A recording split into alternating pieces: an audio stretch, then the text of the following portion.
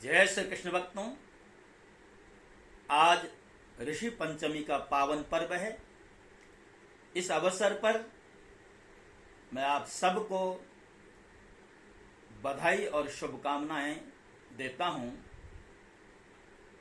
ऋषियों से, सप्तऋषियों से हमें शास्त्र ज्ञान के साथ साथ जीवन का पाथेय प्राप्त होता है। उनके प्रति कृतज्ञता ज्ञापन करने का पर्व है ऋषि पंचमी। तो ऋषियों की कृपा हो, प्राप्त हो। इन्हीं शुभ कामनाओं के साथ साथ हमारा आज का जो विषय है, श्रीमद् भागवत महापुराण की भाव यात्रा के क्रम में 5वें अध्याय का जो 13वां अध्याय है, आपके समक्ष प्रस्तुत कर रहा, जिसमें जड़भरत जी और रघुगण के बीच का जो संवाद है, पीछे कुछ अध्यायों से चलता आ रहा है। इस अध्याय में जड़भरत जी भवाटवी के बारे में रघुगण को बता रहे हैं। भवाटवी क्या है? भव कहते हैं संसार को और अटवी कहते हैं जंगल को, यानी संसार रूपी वन। यानी ये संसार एक तरह का वन है। जिस तरह बिहड़ वन में अगर कोई प्रविष्ट हो जाए और जिसको मार्ग का ज्ञान न हो तो भटकता है, उसी तरह जीव भी जो है जन्म जन्मांतरों के अपने कर्मों के अनुसार जब संसार में आता जाता रहता है, उसके पश्चात भी मुक्त नहीं होता। इसका मतलब ये है कि वह संसार रूपी इस वन में भटक रहा है। और भटका कब समाप्त होता है? जब भगवान की कृपा हो प्राप्त होती है, जब भगवान अपने चरणों में जीव को शरण देते हैं, तब जाकर के भटकाव समाप्त होता है। तो जड़भरत जी कहते हैं, राजन, यह जीव समूह सुखरूप धन में आसक्त देश देशांतर में घूम फिर कर व्यापार करने वाले व्यापारियों के दल के समान है। इसे माया ने दुष्टर प्रवृत्ति मार्ग में लगा दिया है, इसलिए इसकी दृष्टि भी सात्विक, राजस, तामस भेद से नाना प्रकार के कर्मों पर ही आसक्त हो जाती है। उन कर्मों में भटकता भटकता यह संसार रूप जंगल में पहुंच जाता है। वहां से तनिक भी शांति नहीं मिलती। महाराज, उस जंगल में 6 डाकू, इस वणिक समाज का नायक बड़ा दुष्ट है, उसके नेतृत्व में जब यह वहां पहुंचता है, तब ये लुटेरे बलात् इसका सब माल लूट लेते हैं तथा भेड़िए जिस प्रकार भेड़ों के झुंड में घुसकर उन्हें खींच ले जाते हैं, उसी प्रकार इसके साथ रहने वाले गीदड़ ही इसे असावधान देखकर इसके धन का इधर उधर खींचने लगते। वह जंगल बहुत सी लता, घास, झाड़ झंझाड़ के कारण बहुत दुर्गम हो रहा है। उसमें तीव्र डांस और मच्छर इसे चैन नहीं लेने देते। वहां इसे कभी तो गंधर्व नगर दिखने लगता है और कभी कभी चमचमाता हुआ ते चंचल अगिया बेताल आंखों के सामने आ जाता है। यह वणिक समुदाय इस वन में निवास स्थान, जल और धनादि में आसक्त होकर इधर उधर भटकता रहता है। कभी बवंडर में से उठी हुई धूल के द्वारा वह सारी दिशाएं धूमाच्छादित हो जाती हैं और इसकी आंखों में भी धूल भर जाती है। कभी से दिखाई न देने वाले झिंगोरों का कर्ण कटु शब्द सुनाई देता है। कभी उल्लुओं की बोली से इसका चित्त व्यथित हो जाता है। कभी इसे भूख सताने लगती है तो यह निंदनीय वृक्षों का ही सहारा टटोलने लगता है। कभी प्यास से व्याकुल होकर मृग तृष्णा की ओर दौड़ता है। कभी जलहीन नदियों की ओर जाता है। कभी अन्न न मिलने पर आपस में एक दूसरे से भोजन प्राप्ति की इच्छा करता है। कभी दावा नल में घुसकर अग्नि से झुलस जाता है और कभी यक्ष लोग इसके प्राण खींचने लगते हैं तो यह खिन्न होने लगता है, दुखी होने लगता है। कभी अपने से अधिक बलवान लोग इसका धन छीन लेते हैं तो यह दुखी होकर शोक और मोह से अचेत हो जाता है और कभी गंधर्व नगर में पहुंचकर घड़ी भर के लिए सब दुख भूलकर खुशी मनाने लगता है। कभी पर्वतों पर चढ़ना चाहता है, कांटे और कंकड़ों द्वारा पैर चलनी हो जाने से उदास हो जाता है। कुटुंब बहुत बढ़ जाता है और उदर पूर्ति का साधन नहीं होता तो भूख की ज्वाला से संतप्त होकर अपने ही बंधु बांधवों पर खींचने लगता है। कभी अजगर सर्प का ग्रास बनकर वन में फेंके हुए मुर्दे के समान पड़ा रहता है। उस समय इसे कोई सुध बुध नहीं होती। कभी दूसरे विषैली जंतु इसे काटने लगते हैं तो उसके विष के प्रभाव से अंधा होकर किसी अंधे कुएं में गिर पड़ता है और घोर दुखमय अंधकार में बेहोश हो जाता है। कभी शीत घाम आंधी और वर्षा से अपनी रक्षा करने में असमर्थ हो जाता है। कभी आपस में थोड़ा बहुत व्यापार करता है तो धन के लोभ से दूसरों को धोखा देकर उनसे बैर बांध लेता है। कभी कभी उस संसार वन में इसका धन नष्ट हो जाता है तो इसके पास शैया, आसन, रहने के लिए स्थान और सैर सपाटे के लिए सवारी आदि भी नहीं रहते। तब दूसरों से याचना करता है। मांगने पर भी दूसरे से जब उसे अभिलषित वस्तु प्राप्त नहीं होती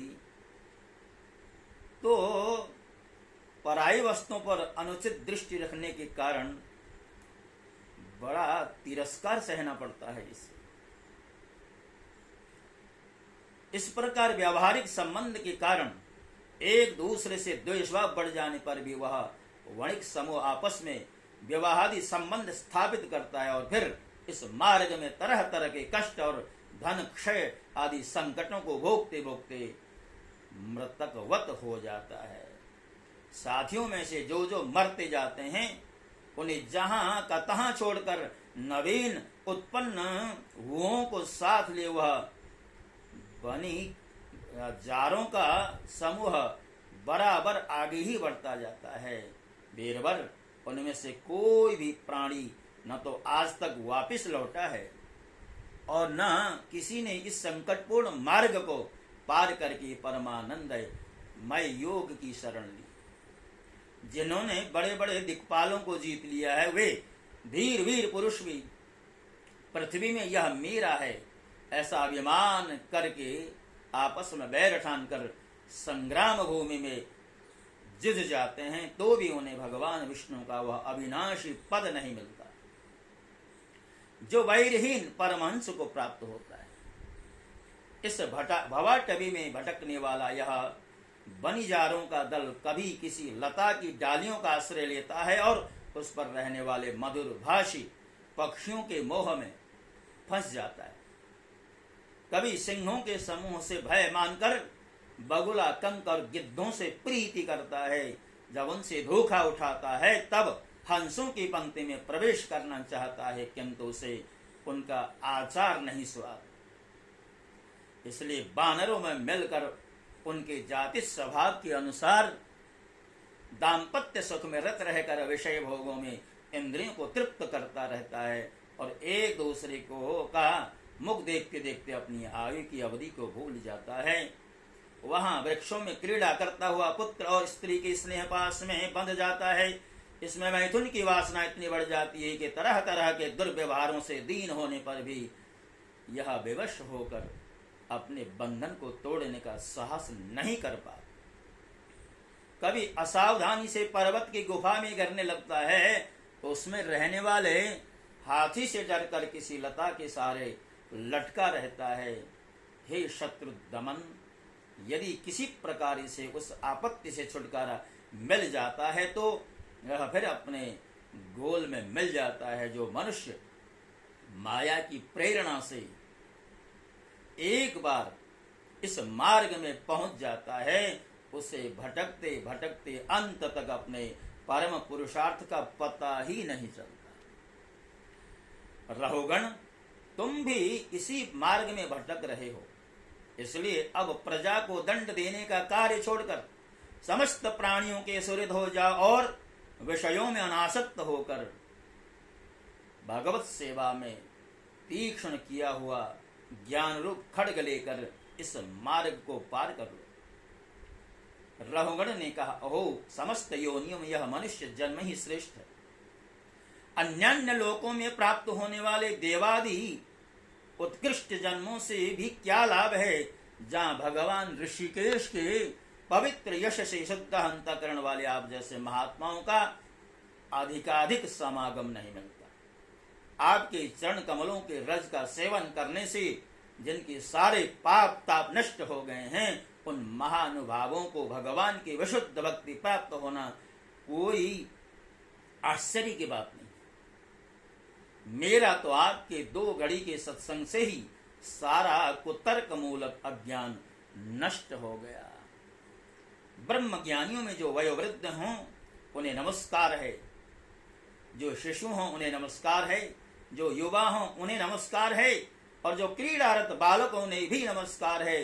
जो ब्रह्म ज्ञानी ब्राह्मण अवधूत वेश में पृथ्वी पर विचरते हैं, उनसे हम जैसे ऐश्वर्योन्मत्त राजाओं का कल्याण हो।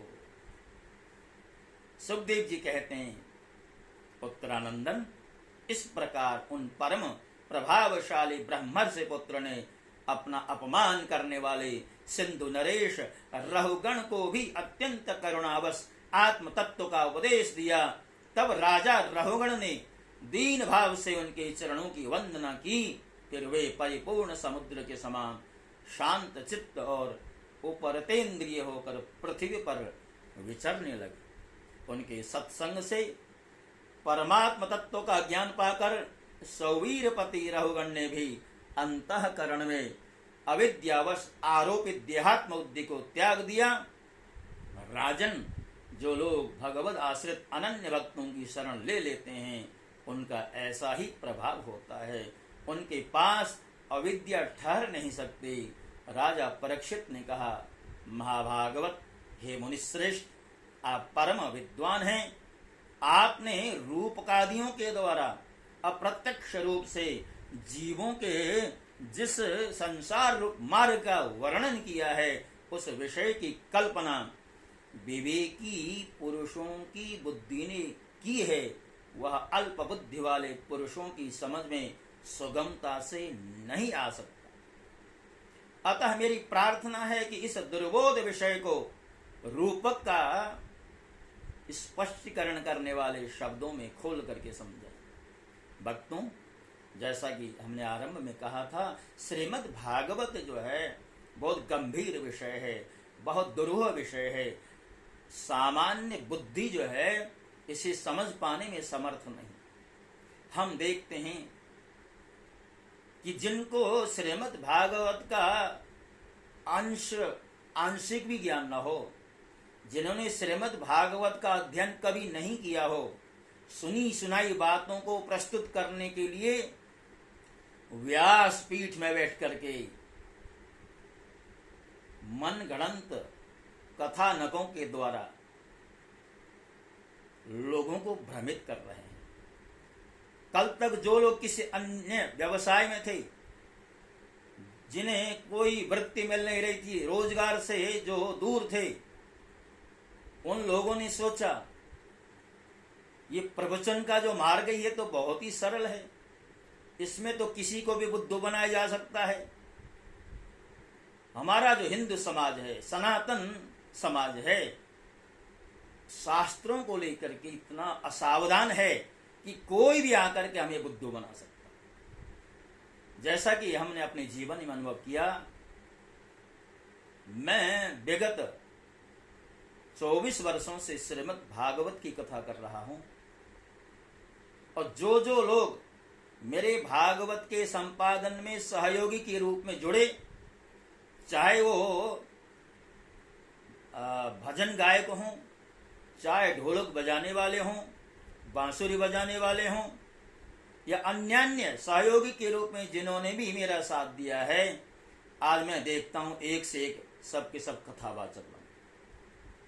देखिए, कथावाचक बनना बुरी बात नहीं, किंतु विषय का ज्ञान कीजिए, अध्ययन कीजिए, उस गूढ़ रहस्य को समझने की चेष्टा कीजिए।